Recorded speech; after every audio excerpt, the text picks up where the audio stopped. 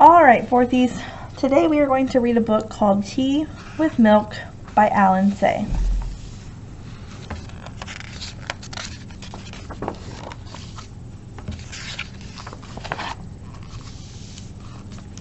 From the window in her room, the girl could see the city of San Francisco.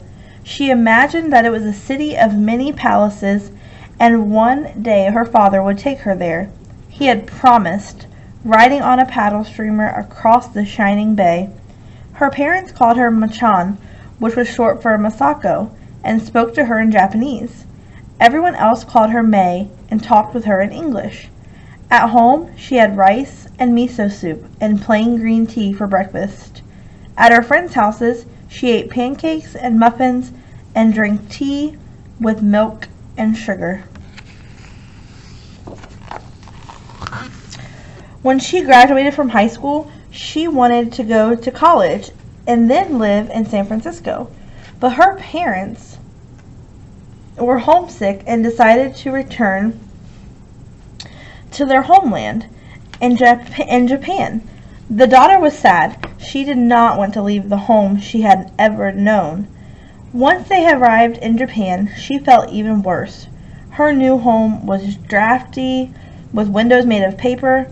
She had to wear kimonos all the time and sit on floors until her legs went numb. No one called her May, and Masako sounded like someone else's name. There were no more pancakes or omelets, fried chicken or spaghetti.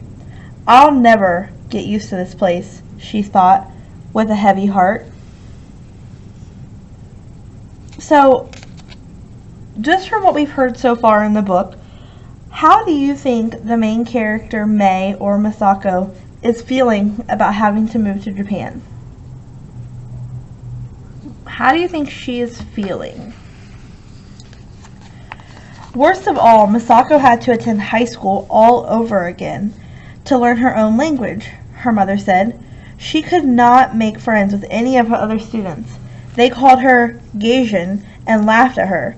Gaijin means foreigner. The woman who taught English conversation did not seem much older than Masako. Maybe she'll be my friend, Masako thought, but the teacher refused to speak English with her. She could not teach in American, she said. So Masako wandered around the empty schoolyard. Small sing-song voices came drifting from the classroom, chanting kindergarten English. She wanted to shout at them. I know the words you are learning. Why won't you speak to me?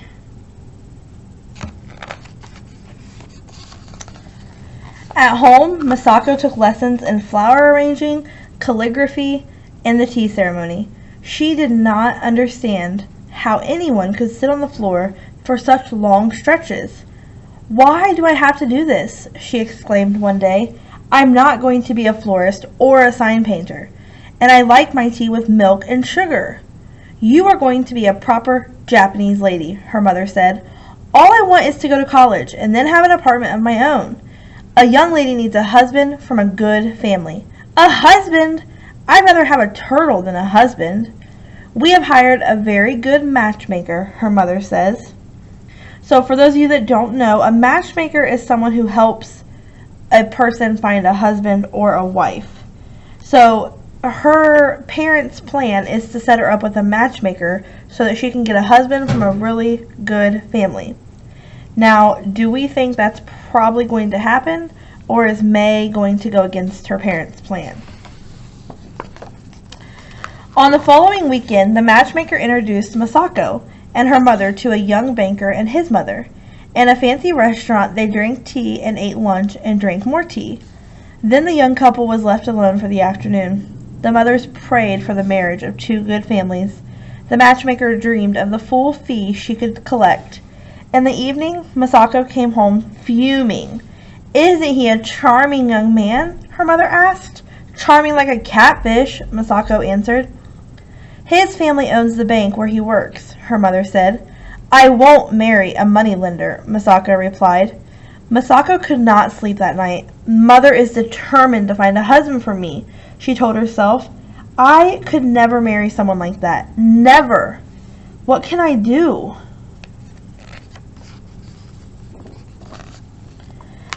First thing the next morning, Masako put the brightest dress she had bought from California and left the house. As she hurried to the bus stop, the villagers stopped and stared. "She looks like a Gaysian," they said loudly. "I'm a foreigner in my parents' country," she thought, "and they came back here because they didn't want to be foreigners. But I wasn't born here. I should leave home and live on my own, like an American daughter." The bus took her to the train station, and there she bought a ticket to Osaka. It was still before noon when Masako reached Osaka. She marveled at the city. She had not seen so many cars since leaving California. She felt as though the city noises were welcoming her. The noises of trolley bells clanging, car horns blaring, trucks rumbling, and tall buildings with windows like mirrors. Everything seemed familiar, even though she had never been there before. And most exciting of all, she saw a department store that looked like a gleaming palace, so she went in. So does anybody know, think in your head, what does it mean when she says everything here seemed familiar? So everything here in this place seemed familiar to her. Why might she say that? Once she was inside, it was Masako who stared. There were beautiful things to buy. There were restaurants and cafes and hair salons, even a theater. Am I really in Japan? She wondered. She walked aimlessly, whispering to herself, what if maybe I should, her heart beat faster and faster. She felt dizzy and confused. Finally, she went up to the office and asked if there were job openings. A clerk handed her an application form. As Masako filled it out, she thanked her mother for making her attend the Japanese high school for calligraphy lessons. In the evening, she sent a telegram to her parents. She was going to live and work in the city. She would come and get her clothes on the weekend. The next morning, Masako returned to the department store office. No one had read her application yet, the clerk said. Masako asked to see the manager. She was very insistent. After a while, a supervisor interviewed her. "Can you really drive a car?" he asked, looking at her application. "I've never seen a woman drive." "Many women drive in America," she said. "I see." He nodded and picked up his telephone. Soon a girl appeared and took Masako to a changing room and gave her a uniform. An hour later, Masako was driving an elevator cage up and down, bowing to customers and announcing the floors. She rented a room in a rooming house for university students. Her parents were not happy, especially her mother. It was shameful for ladies to work, she said. Masako did not tell her mother she was an elevator girl. It was not long before Masako became bored with her job. "Could I do something else?" she asked the supervisor. "You can stand by the main entrance and bow to the customers," he said. "Only bowing all day long?" she asked. He nodded. Masako returned to her elevator. No wonder ladies don't want to work here in Japan, she thought with a sigh. In the afternoon, as she brought down the elevator, she noticed that a small crowd had gathered in the lobby. In the middle stood the supervisor, bowing and waving his arms at a family.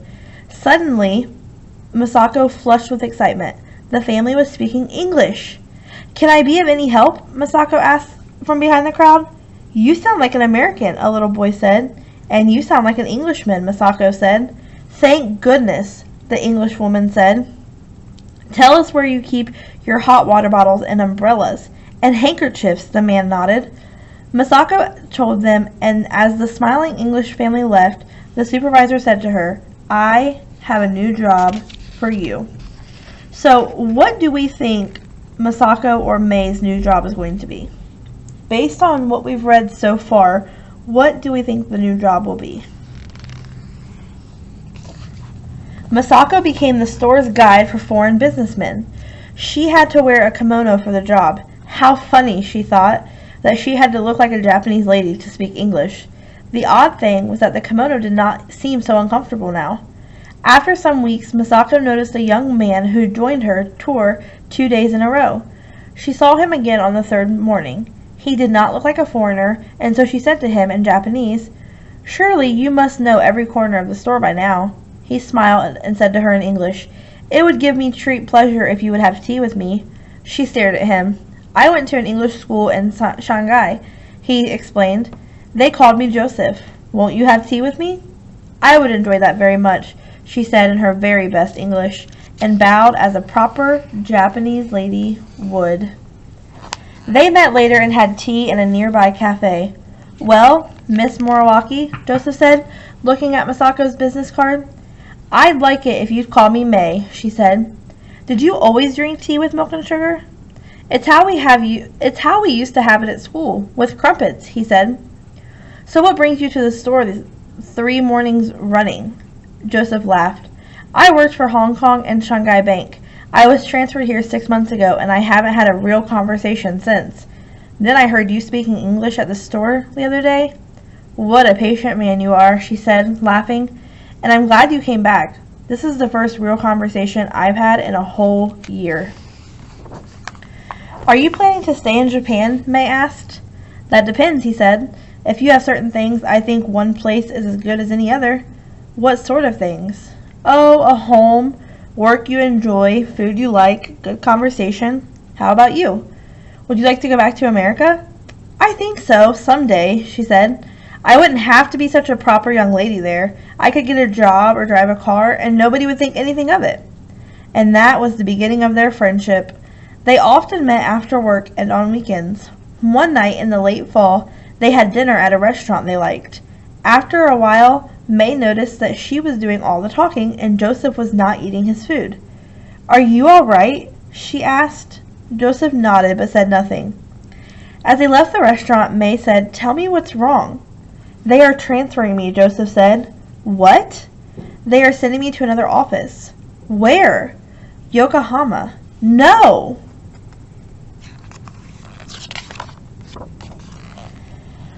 They walked in silence until they came to the Kobe harbor. Finally, Joseph said, Yokohama isn't that far away. I'm glad it's not in China, May said. Look, Joseph, I came here on a ship like that. You're thinking about San Francisco, aren't you? Now May looked away. I went to an English school because my foster parents were English.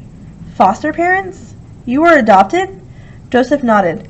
There were 6 of us, all adopted and all scattered now, and all looking for a home. May, home isn't a place or a building that's ready-made and waiting for you, in America or anywhere else.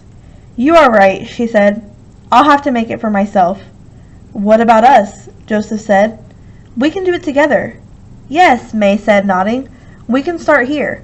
We can adopt this country, he said. One country is as good as another. May smiled. Joseph, yes, let's make a home. So they were married in Yokohama and made a home there. I was their first child. My father called my mother May, but to everyone else, she was Masako. At home, they spoke English to each other and Japanese to me. Sometimes my mother wore a kimono, but she never got used to sitting on the floor for very long. All this happened a long time ago, but even today, I always drink my tea with milk and sugar.